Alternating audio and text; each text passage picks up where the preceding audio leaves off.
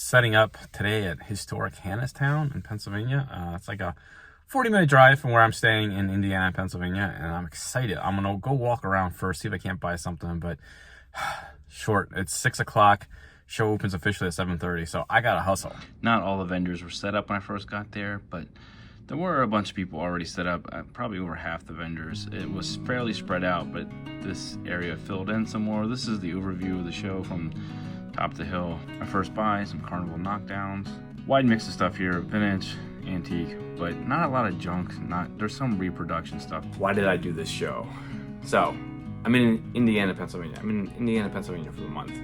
My girlfriend and I, rather than pay rent in one location, we're just going around. I have a van full of merchandise and we're going, and she has her own car, she works remotely, and we're going around staying month-long stays in places. And we're going to be in New Hampshire for August for the antique shows, for Antiques Week, and we wanted to be in New York the month before that. So we were trying to bridge the gap between visiting her dad out in Ohio at the end of last month and being in New York State next month. I had that price by the box, I don't know. Yeah, $10. And we settled on, we just looked in that area and we found this place in Indiana, Pennsylvania that will allow us to bring our lovely dog. And so here we are, we're in Indiana, Pennsylvania for the month, and I have a van full of merchandise. I mean, it's packed jam full. Partly because I have a few boxes that I haven't broken down that are shipping boxes that I left. But other than that, even so, like, it's still pretty full. But I'm buying a bunch of stuff, so I was like, I saw this show and I thought, well, I should give it a try. I should sell. Because I got a couple tubs that are earmarked for Brimfield that came out of the antique mall, or stuff that's listed on eBay and I've had for a while, and stuff I was willing to kind of blow out. And so I took that, and I did sell a fair bit of it. Pretty decent crowd coming through, steady crowd all day. They did have a barbecue truck for lunch. I got this, looked better than it was. Ate maybe half, I don't know. Okay, didn't film any pack out. Rainstorm came up. They were predicting it, but it kind of came, I guess, a little quicker than I had hoped. I had started to slow pack with the idea of slow packing, and it just started raining. So I had to rush to get it back into the van. Didn't all go in well because the table sort of shifted when I pulled them out. So I was hoping to have a long time to pack to really get it packed nicely. I don't, which means sometime this week I got to unload the van and repack it. I got at the show, immediately parked, went around to shop. First pass, almost the first booth I stopped at, not on my aisle. The guy had a bunch of signs from far away, and I went over there. He had this sign, not super old, has a little bit of age, has a good surface, was definitely hung outside for a while, has a nice decorative look to it. I bought it as decorative, probably paid too much. I should be able to sell it for a profit. In all honesty, if I had to do it over again, I probably wouldn't buy them, but it does have a nice worn surface from being outside. Often at Brimfield, my first buy is my worst buy. I've done that. I didn't really do that this time around, but there was a distress for maybe 3 shows in a row, my first buy, and it being something that either took me forever to sell or I just didn't make any money on. So maybe it's just a thing. Maybe I don't know what I'm doing when I first get to a show. I made a pass. I covered all the ground. There was, I don't know, probably 60 to 75% of the dealers might have been there by then as I was making that first pass. Maybe not quite that. People were still pulling in and setting up. But my first pass, I also bought these 3 items. The box was cheap. Probably a stupid buy, even though I should make great profit in terms of percentage. It might only still net like $10 profit. The sign, I really like the sign. Kind of funny with just the phrase please, or word please, but has a really good surface, has some age, probably mid-century yard stake sign, and it was only $5, so that'll do really well. I've had some of these knockdowns before, but these were reasonable enough at $40 for the 6. Sometimes $20 each maybe or so. So judging, and even on eBay, completed sales, I might be able to net $100, $120 for the 6. Might be easier to sell in person. They do have some weight, so shipping will cost a bit. But so then I set up, finished setting up, or started to set up.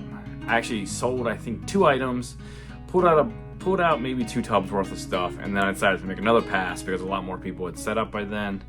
Walk around, and I only make 1 buy, my second pass. I buy this, it's the razor blade sharpening, a straight razor sharpening stone. Neat being figural. I see it as an effigy, maybe it does sort of look like a person, I don't know. But really nice surface to this. Not super common to being this early of one, you know, in like a wood, with like a wood handle. You see a lot of just the stones by themselves, or like even the leather straps that they use. But mounted on wood like this, I don't know, pretty cool, great surface, really worn. So that was my final buy. This might end up being my best buy. One of my best buys. I had three really good buys, and that's one of them. So I ended up setting up in earnest, selling a few more things. I don't know, decide it's now like 8:30 or something. I make a run to the bathroom. I had to leave my merchandise again. Run to the bathroom. On the way to the bathroom, spot this guy on a table down the aisle from me. Decide I'm just gonna go to the bathroom, come back and look at it. I can't, it has some age. Cold painted, done a little bit of research, haven't found anything out about it yet, but it was cheap, 20 bucks. I think it has pretty good upside. This could end up being a really good buy or not, but I think it has good upside. So pretty excited by that. That had been there, a bunch of people walked past it. Like I said, now it was like 8:30. I did screw up some point around that time. A guy next to me who had mostly bottles. He had 2 boxes of baseball cards, unopened wax boxes. He had a 90. Well, I only saw it when the guy was buying it. Asked him if he would take 30. He had it priced 35. It was 1993 tops. The series with Derek Jeter rookie card. I don't know. Sells for over $100 on eBay right now. So a pretty good buy, a really good buy for that guy. Would have liked to have bought that. Easy sell, probably make 60, 70 bucks pretty quickly on it.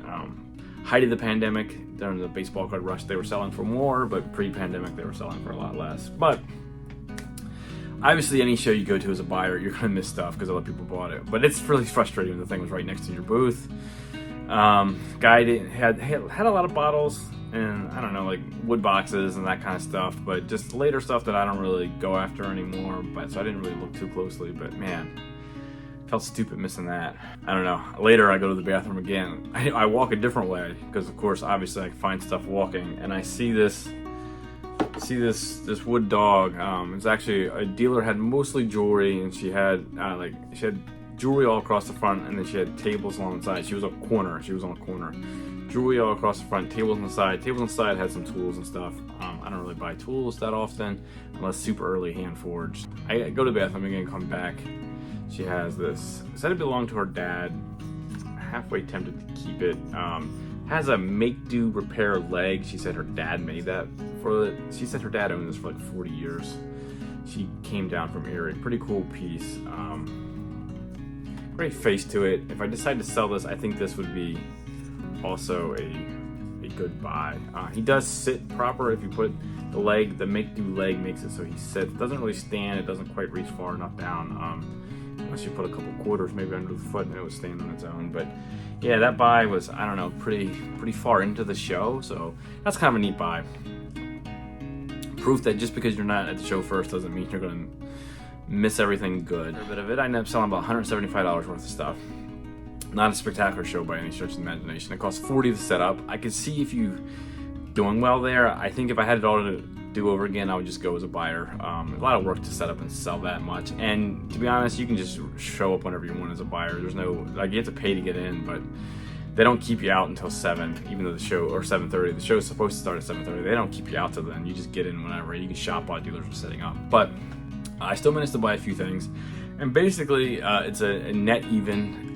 The stuff I sold probably took up more space than what I bought. So I gained a little bit of space in my van moving forward, even though I got to repack the van to get to figure that all out. But yeah,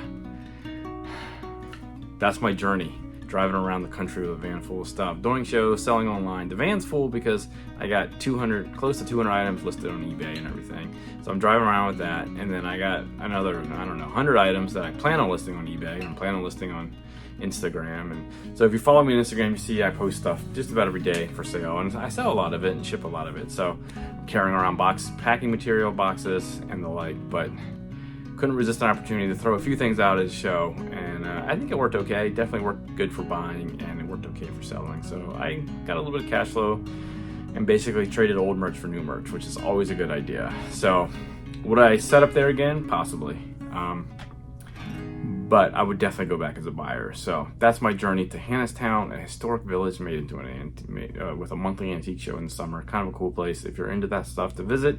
Some early buildings, But yeah, I didn't do any of that. I just did the antique show. But yeah, definitely check it out if you're in the area. It's definitely worthwhile.